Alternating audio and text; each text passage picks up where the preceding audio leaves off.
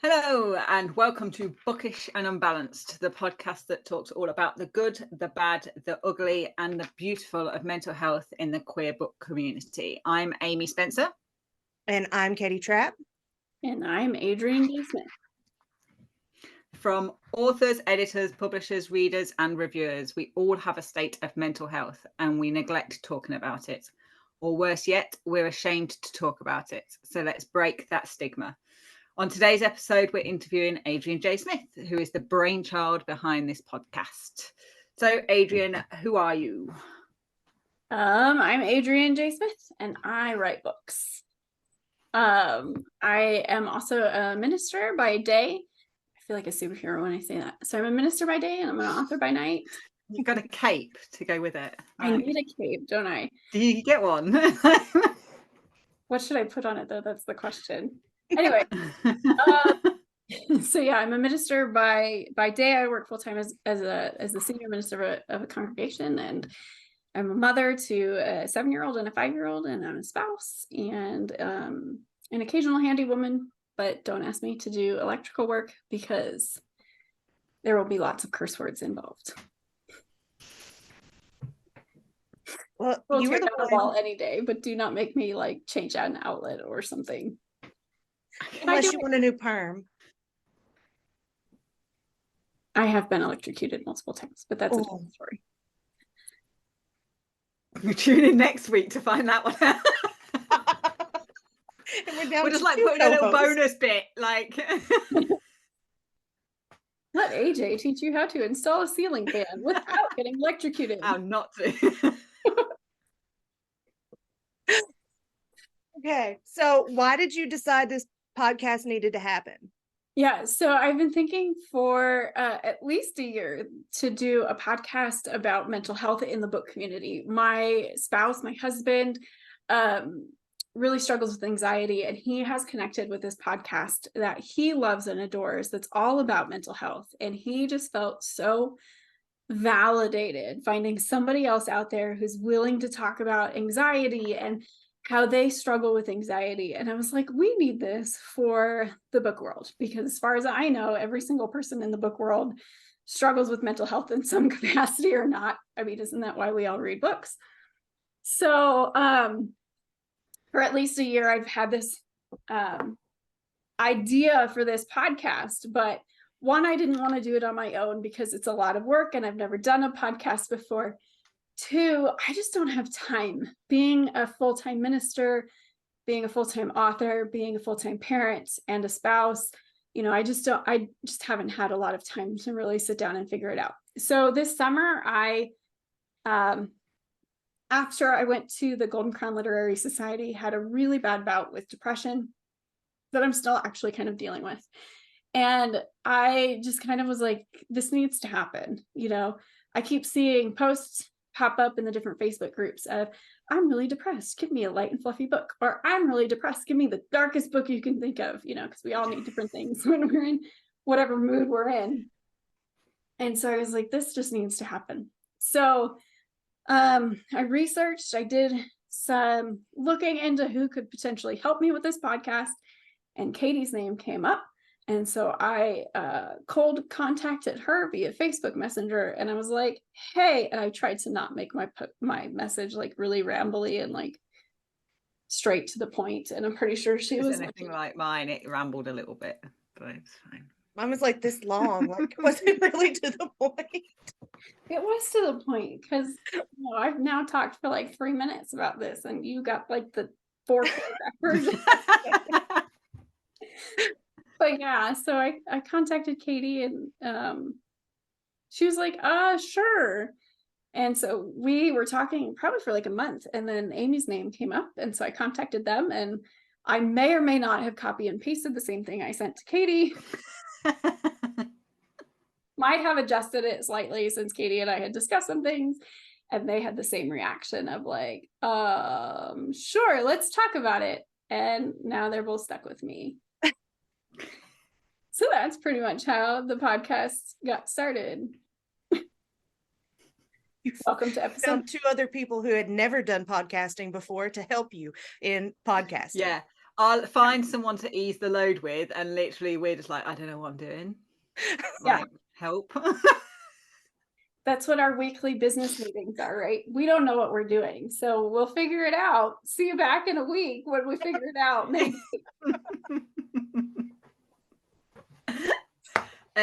You touched on it a little bit just then, but what are your like personal experiences? What are your personal struggles with mental health?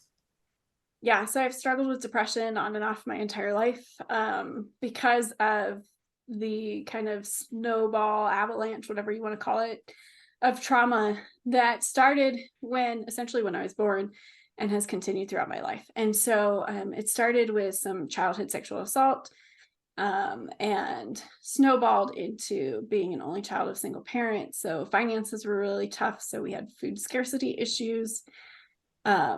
We were always worried about money and paying rent and that kind of trauma, plus, just the family trauma of split parents and custody and threats and that oodles of fun stuff. And then, I grew up and went to college and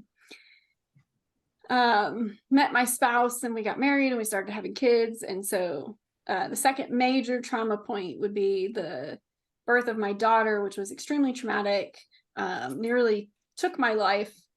Well, it did take my life. They just brought me back. My husband likes to call me zombie.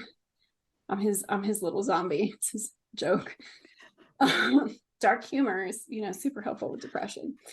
And so what we realized from that too is just that while we experienced the same traumatic event, we experienced it so differently that it's really hard for each one of us to understand each other's trauma from that event.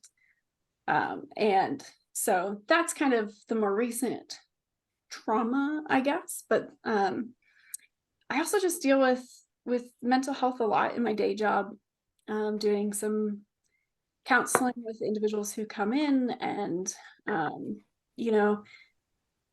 whatever's going on in their life, whether it's the death of a loved one or infertility or just really struggling with depression and anxiety, to bipolar, schizophrenia, family drama, to houses burning down, to farms burning down, to tornadoes and hailstorms and property damage, and all of that kind of stuff is just stuff that I deal with on the daily. But I also deal with the flip side, right? I deal with the super happy stuff at the same time, right? The babies, the weddings, the, getting to know long lost family, the new jobs, the moving, all that fun stuff. So like I can go in one day from being at the bedside with a family of somebody who is taking their last breath and talking to the family about that and praying with them, to like the next moment getting a phone call and saying, hey, I just had my baby, would you come to the hospital and like come do a blessing on the baby like an hour later. And that kind of swing of emotions from the deeply devastating to the deeply exciting. That must be really a really weird like headspace, or like a really hard job to like flip that headspace so quickly. Like how, like I imagine more so in one direction than the other. Like I'd imagine going from like a really happy, positive, new baby being born, to kind of like toning it down and being much more somber and things would be easier than like I don't even know. Would it be easier? Is there an easier direction, or do you find that it's just equally as difficult in either way? I think it's equally as difficult in either way. And it entirely depends on the situation and what's going on, and kind of the circumstances surrounding everything. So, but yeah, it's really difficult to make those transitions, and usually they're not happening, luckily, in the same place. So being in different locations can help. Even if it's just going from one hospital room to the next hospital room, or one part of the hospital to another part of the hospital, or from one hospital to the next hospital. So that can really help. Also, just I try to, when I'm going, well, sometimes you just don't even know. Sometimes you just get blindsided with, you need to come. But I do try to like stop and take a minute and just take some deep breaths and be like, okay, so I need to switch my mindset from this situation to this situation. But for me, in a lot of ways, the harder part is because I'm also dealing with a whole bunch of other stuff, right? My job is not solely pastoral counseling. And so I'm also sitting there going, well, I have to plan worship on Sunday, and I have to pick up my kids by 3:30 because nobody else is going to be there to pick them up. Oh yeah, my daughter needs snacks for tomorrow for her entire class. It's her day to bring snacks. So I need to make sure that I stop by the store on the way home and pick up the snacks. But it's okay because the hospital is on the way home from the store to the house. And so like it's that kind of train of thought that it makes it, I think, so much harder than if I was just dealing with the event and the situations. Yeah. It's all that other stuff of like, oh well, I'm gonna miss the mission and outreach meeting. So let me quick text what they need to know from me so that they can continue to have the meeting because I'm off doing X, Y, and Z over here. Like that's kind of the harder, I think, balance and transition for me to make than necessarily going from insanely devastating to insanely celebratory. That makes sense. Do you ever find the heavier stuff like coming home with you? I know like you shift from one thing to the other, but does it ever just linger? Sometimes it can. Part of being a pastor is just you build relationships with these people. And so I get to do funerals for people that I have known for years that I know their deepest, darkest secrets to, that their family doesn't even know. And so sometimes that can be really, really hard, and it can be eye-opening to then have all the family come in and be able to actually witness the dynamics that I've been discussing with people. Sometimes that's really helpful information to have all of that insider knowledge. Sometimes it's not so much because everybody's perspective on family dynamics and everything is so individual, and a lot of people are not self-aware of how their individual selves affect those different dynamics. But yeah, most funerals I'm pretty good, or most of those situations I'm pretty good at being able to kind of compartmentalize my emotions versus what is going on with the individual or the family that I'm dealing with. Not always. Like there have been times where it is really difficult to be able to do that. I remember specifically, I was 14 weeks pregnant with my son, my oldest child, and I had not told anybody yet. My churches didn't know. I had 2 churches at the time, and they didn't know. Nobody knew. The only person that knew in town was my husband. And I got a call at 7:30 in the morning, and literally all the person said on the phone was, I need you to come to the hospital, to the ER now. And that was it. And when I got there, I was really struggling with morning sickness, like obnoxiously dealing with morning sickness, to the point where I could barely stand up. And I walked into the ER and I found the family there with the husband and father, who had some sort of, what we think happened was a massive heart attack while he was riding his tractor in town. This is a small town, Western Kansas. And just for context, because you do just ride the fun tractors in town like you would your motorcycle or your race car. And he was in the emergency room, and they were doing CPR on them. And I remember having this moment because we were planning on telling the churches that Sunday, that would have been Thursday. We were planning on telling the churches on Sunday that I was pregnant. And so I was having this moment of life and death, right? The life that was growing inside of me, and then the death of this family member. And I remember having to be the person to talk to the wife and say, because the doctors had already explained it and she just didn't understand, and say that there really is nothing else they can do. You need to ask them to stop CPR, because they cannot save him. And then I remember an hour later, before the funeral home got there, because I was still there with her, having to explain to her why her husband's body looked bruised along the skin where he was laying, which is essentially because when you die, all the blood pools down. But she didn't know that. One, or if she did, she was not with it enough to think about that. But she kept asking me if he was bruised because of his fall when he fell off of his tractor. And I remember having to explain to her the process of the body decomposing and dying in the hospital room after stopping CPR. And then on Sunday, making the decision not to share with the church that I was 14 weeks pregnant. And like just that dichotomy was insane to try and deal with.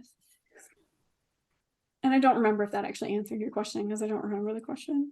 I can't even remember what question we're on. Like literally halfway through that, I'm like, am I meant to be asking the next question? Because I've got so lost in this, I can't now remember what we're talking about. But yeah. Fine. Yeah, I asked about taking with the heavier stuff. Yeah. How do you keep from taking that home? Yeah, so I had to text my husband, and I was like, so and so died, and he texted me back, and he's like, no way. And I was like, I mean, he said other words that I can't say on this, but he was like, no way. And I was like, he did. And it was like this kind of coming home moment. So stuff does come home with me for sure. And what's hard is a lot of it I can't even talk about. And so my husband has to be really comfortable with the fact that I have to say things like, I had a really crappy day at work. And I can't tell you why. And you just need to accept the fact that I had a really crappy day at work. And keeping that confidence is actually really difficult some days, because I just want to tell him. Mm-hmm. Is that hard on him not to ask questions? I think it was to push. I think it was in the beginning. I think he is much better about it now. We've been married almost 10 years. And he was not expecting to be a pastor's wife, as they call them. You know, when he started dating me, he knew I was in seminary and that I was going to be a minister, but he until you kind of been the spouse of a pastor, you don't understand that dynamic at all. And it's a very odd and weird dynamic. And so it's kind of hard to explain. So I think now he's much better with it than he was then. Well, we know what your day job is, and you mentioned that you are also doing full-time writing. I know that you write books with a lot of mental health topics in them. How does that carry over to your writing? Do you always put that in there? I do always put some kind of mental health aspect into my writing. I started with writing speculative fiction and crime mystery books because I really liked that realism that I could write about and that I could read about, kind of the different struggles of human nature, of being human. One of my philosophies in life is that every person has experienced trauma in some form or fashion. And my job as a minister and as a writer is just to figure out what that trauma is, and then the patterns that build from that trauma, which comes in really handy when writing, because it's like, if I put this character in this situation, I can figure out pretty easily how they're going to react when something happens based on the trauma that I have them having in their life. And so, yeah, I stuck mainly in the speculative fiction world, in the crime mystery world, in part because I just really enjoyed being able to explore humanity through non-human creatures. You know, it's really fun to talk about a 1/4 vampire who has daddy issues and addiction issues. It's much easier to talk about that than talking about, you know, the 24-year-old down the road who is a teacher and has daddy issues and addiction issues, right? Gives it a much more fun spin. It is kind of a much more fun spin, but both is still really real at the same time. So, you know, daddy's, you know, not a vampire that we know of.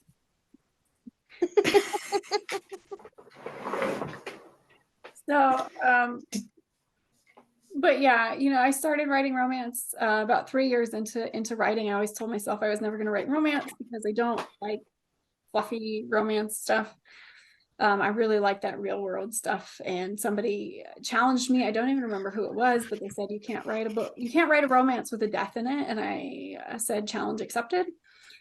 And I did, and it sold really well. And I really enjoyed writing it. I wrote that book in 7 days. And then obviously spent like a year editing it. But I wrote it in 7 days. It was super fun. And I have really just continued writing romance plus speculative fiction and crime mystery since. But all of my romances have some sort of kind of deeper mental health conversation going on in them. Which book within like, or which thing have you written which you've kind of struggled with the most, or made you struggle kind of like in addressing or maybe facing some of your own mental health issues?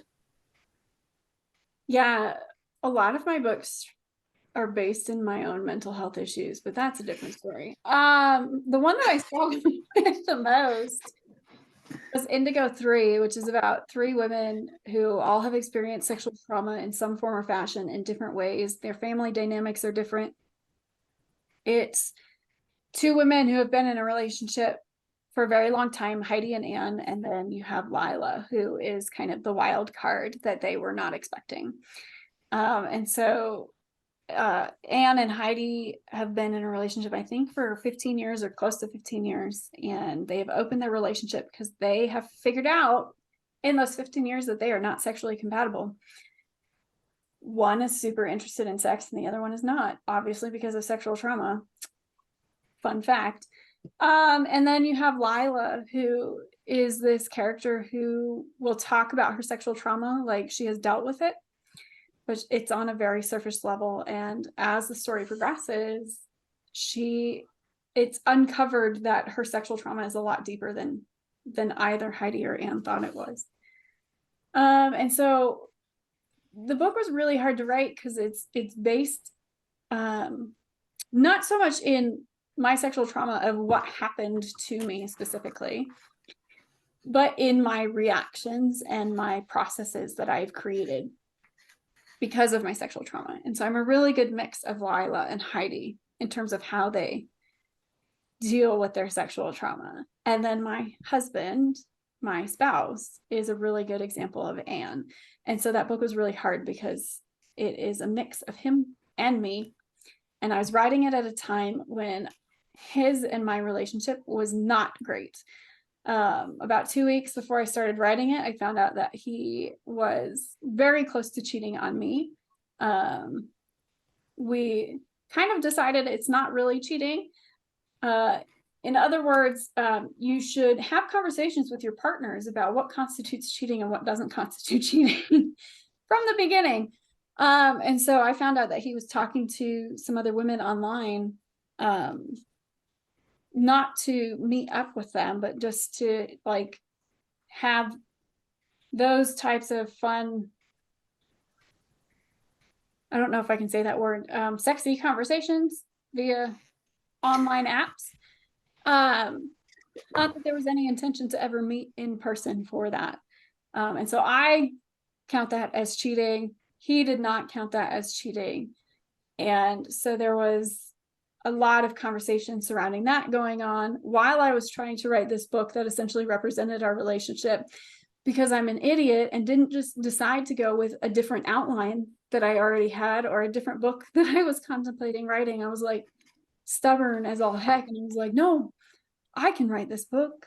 It's the one I had planned on writing, and AJ sticks to her plans. So that's what we're doing. Probably not a wise decision, but I wrote the book. It's out there. It was not an easy book to write. It took me all month to write it. Normally, it doesn't take me that long to write a book, especially during NaNoWriMo. And then editing it was also next to impossible. Like every time I had to do an edit of it, I was like, I don't want to. which I do anyway, but this one I was really like, I don't want to touch this book again. Like, I wrote it, isn't that enough? Can't somebody else edit it for me? Do you find though, like now, like looking back on it, like at the time, obviously, understandably, it's like really difficult to write it and edit it and keep looking at it. But is there like a part of you now that thinks like it was quite a cathartic process? Like, do you think you'd be able to write the same book at any other point? Like if you'd waited a year, if you had put it on the shelf and left it for a year and went, now's not the time to write this book, I'll pick up another one and I'll come back to it, and you looked at it again 12 months, do you think you'd honestly write the same book? I probably would not have written the same book. It was cathartic in some ways. It was definitely cathartic to be done with it. Like, I think that was the most cathartic part. Like, because to me that represented the, this drama in our life. Like, another one of my mottos is always, this too shall pass, right? So this really crappy moment in our lives will pass, right? Just like the book, right? There was a beginning, there's a middle, and there's an end. And then there's editing, where it comes back up when you kind of know it's going to come back up. And then, the reader sends you a typo like 6 months after it's been published, and you're like, crap, I will go back and edit it again. Or right now I'm going through the process of audiobooks, and I know I'm going to have to listen to that book in audio so I can do the proofing. Oh, I know. And I'm like, I really don't want to have to do that, but I know it's coming up, but I have no idea when it's coming up. And so I think it's a really good example of trauma in general, and just that, it kind of, you have this one event of when it happens, it can take a while to be done with it, but then it still affects your life later. You're like just in the back there. Yeah, and it comes back up, and yeah, so it was cathartic to write it. I think it really helped. It was cathartic to be done with it and just have the reminder that this too will pass. This too will be done at some point. So then the other book that I really struggled to write in some ways was Don't Quit Your Daydream, which is all about infertility. And that has to do with the trauma with my daughter and the fact that I am now infertile. And I have this new kind of understanding. Like, I really hate the phrase I'm struggling with infertility, because I'm like, no, you're not. You are struggling with fertility. You still have the working parts to potentially make this happen. I do not. So I struggle with infertility. All those other people struggle with fertility issues, right? I mean, it's such a different kind of struggle. And so, yeah, I wrote a book about a woman who was infertile and how that kind of ruined her relationship, and how she kind of gave up on the hopes and dreams of having another child. Well, not another child, any child. How she had to watch her former partner get remarried and have kids, and deal with watching her former partner have kids. The moment when she finds out that they're going to have a second baby, and then also figuring out that she is interested in women when she did not think that she was, and finding a younger woman who could potentially give her kind of what she always wanted, but she had given up hope on, and kind of that rekindling of hope in a new and different way. That book was actually really fun to write, I think, in a lot of ways for me. You don't ever see topics like that hardly in books. I can't think of one that I've read that had like fertility struggles in it, or infertility struggles. You got me nervous now. You're like, I have to.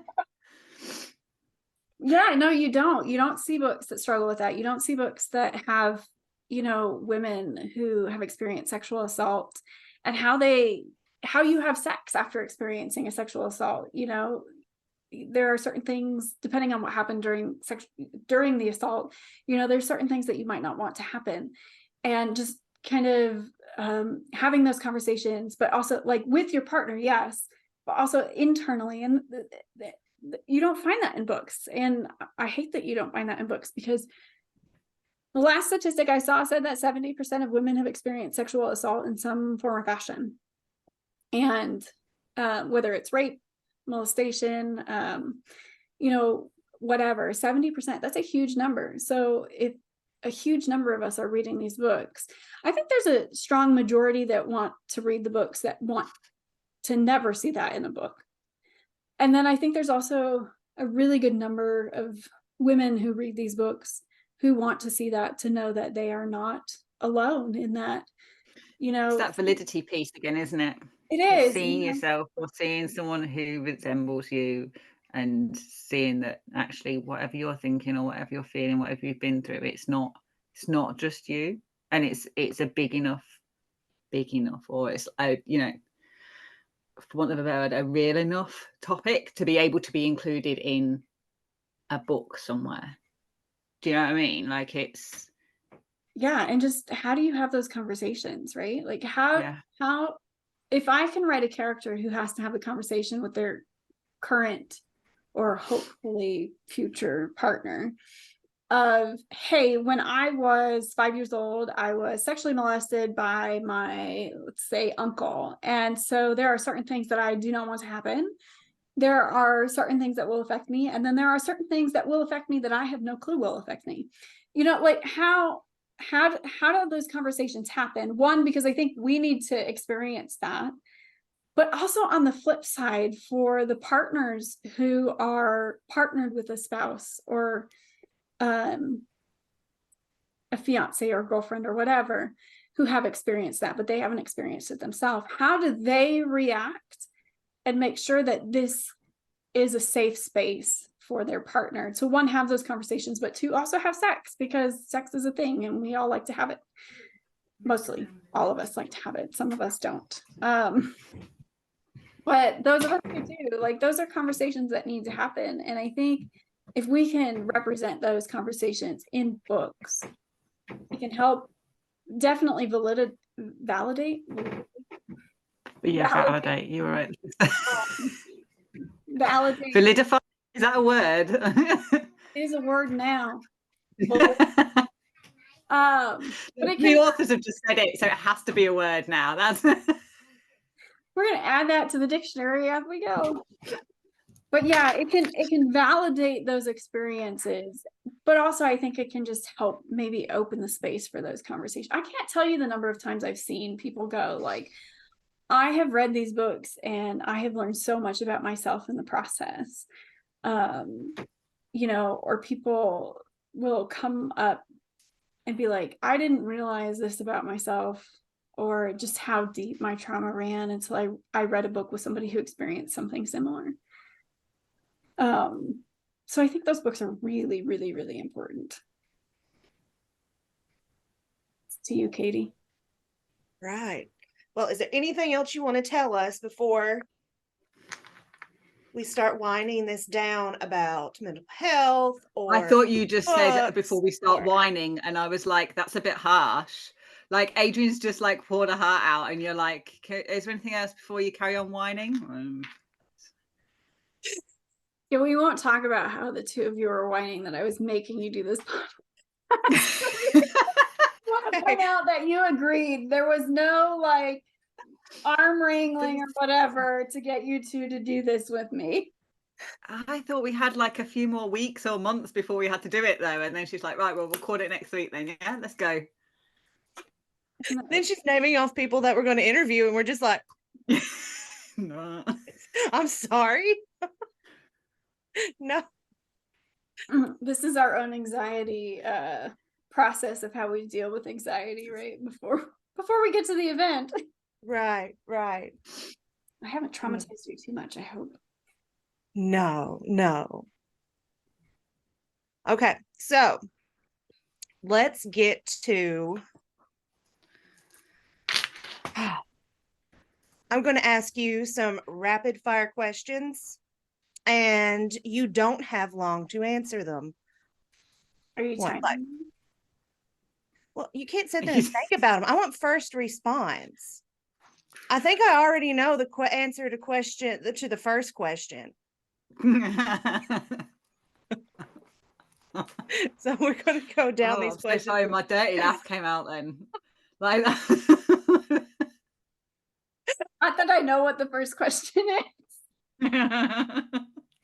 Don't make me do that laugh. It's awful. Okay, so question number 1. What is your favorite source of caffeine? Dr. Pepper, you make the world taste better. But I like the no, I like the zero sugar version, the diet version. The diet version was just on sale this week, which is how I ended up with it. Compromise. It's getting expensive, man. The things we do for our habits. Buy my book. I can buy more Dr. Pepper. Feed that addiction. All right. What is your dream destination vacation? There's so many places. I've really been harping on going to Iceland lately. I really want to go. But I also want to go to like New Zealand and Australia and Fiji and, you know, the Caribbean and Jamaica and Ireland and Italy and probably Russia and China and Japan in there too. It would have been easier to list where you didn't want to go. I want to go everywhere. That's really the answer. I just like how you've been complaining about it being cold for the last week, and your first answer is Iceland. Iceland is not, you know, Not it's not cold. You don't get that warm though. I'm not going to visit Elsa. But you know, the cold didn't bother me anyway. All right, Adina, give it a rest. Can you tell I have a 5-year-old daughter? All right, where did you see kindness today? Oh, Not from the probably two not from co-hosts.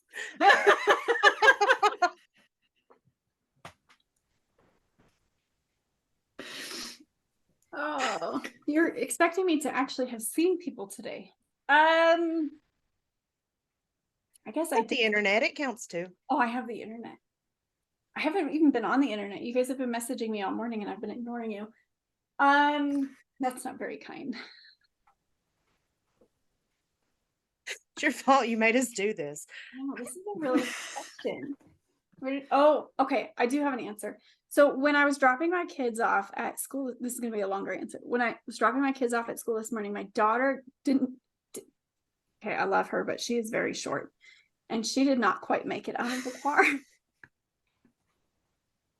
She got stuck between the door and the car seat. And so my son had already walked into the playground and she started crying and he came running back over and was like giving her a hug and making sure she was okay. And then I said, you know, she was fine. She wasn't like super duper crying. And so I was walking back to the car. And as I was walking back to the driver's side of the car, I saw him pull up her hood, do like the little tug thing to make sure that it was on. And he goes, "You okay?" And she's like, "Yeah." He's like, "Okay, let's go." And he walked her hand in hand into the playground. Oh, He's such a good older brother. oh, that is so sweet. Mm-hmm. Give her a little pep talk. No, we're about to go in here. Yeah, you got this. Might have had a crappy start to the morning, but you got this. Right? This too shall pass. All right. What is your philosophy on good mental health? I think just the self-awareness and the awareness that everyone has experienced trauma. And because of that, everyone has their own built-in reactions and reasons why they do something. And you do not have to understand them, and you do not have to have the details in order to recognize that trauma exists in everyone's life. I like that. Don't ask me to repeat it. I've forgotten what I said. All right. Where did you find joy this week? What day is it? Friday? Okay. So You've got like a full week. We're at the end of the week. You've got a full week to choose from. I know. But it's getting back to Friday. So I went on a like a mini vacation with my family this week, which is something we haven't done for 3 years, right? Since the beginning of COVID. And we got to go like in a cave, gallivanting through a cave and like fake spelunking. But there was like this trampoline thing with the climbing thing and a giant slide that was like 30 feet tall. And I found joy watching my kids go up and then down and then up and then down and then up and then down like 600 million times. One, because I knew they would sleep on the ride home, but two, because they were just having so much fun and so much joy in being kids and getting to experience that, which is not actually something that I ever got to experience. So I found joy in that. Awesome. Okay. Well, anyone want to add anything before we wrap this up? No, I think we're good. I think we're in no way more prepared for next week whatsoever, but that's fine. Do I get to throw papers? So it's done. It's a wrap. Well, it's not quite. I don't Katie have needs to wrap it paper. up now successfully. Katie can't throw her papers because she needs to read. I'd have to throw the laptop. Okay. Don't do that. No, it's old and I love it. I'm not damaging my laptop. I love this laptop more than probably about 90% of the people I know. This thing's been with me a while. Okay, folks, that's all for our first episode of Bookish and Unbalanced. Amy and I would like to thank Adrian for sharing with us today. We also want to thank our listeners for tuning in and getting to know 1/3 of our host trio. In the next episode, we will talk with our very own Amy Spencer. You're not going to want to miss that, despite what she thinks. So be sure to hit the like button and subscribe to get updates to our latest episodes. Until then, take care and remember we are all in this together.